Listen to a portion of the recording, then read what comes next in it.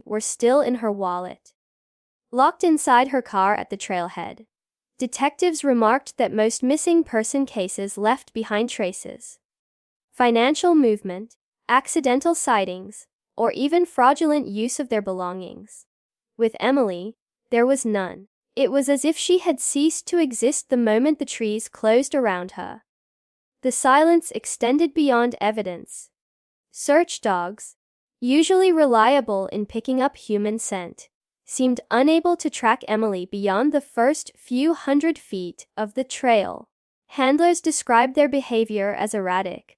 The dogs circled aimlessly, whined, and then sat down as if the trail had ended in thin air. Experienced officers admitted they had never seen anything like it. The lack of a scent trail suggested only two possibilities.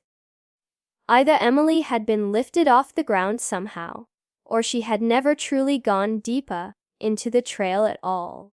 Her family clung to hope, but the silence was suffocating. Each unanswered phone call, each empty data search, each failed lead felt like the forest itself was swallowing their questions whole. Even detectives, trained to look for rational explanations, confessed in private that the case carried a different kind of weight. A young woman had entered a well-traveled path in broad daylight, surrounded by modern technology, and yet no sound, no signal, no trace remained. It wasn't just a disappearance anymore. It was an erasure. 3 weeks after Emily's disappearance, the official search had largely been scaled back. Police resources had moved on to other cases, and the investigation sat in limbo. But a handful of determined volunteers refused to stop.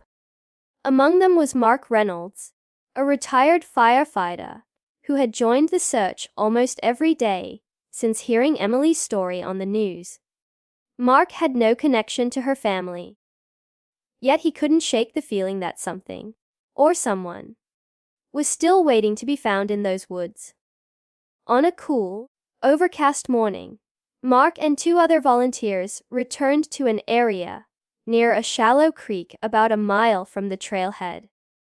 The region had already been combed before, but Mark insisted on checking again.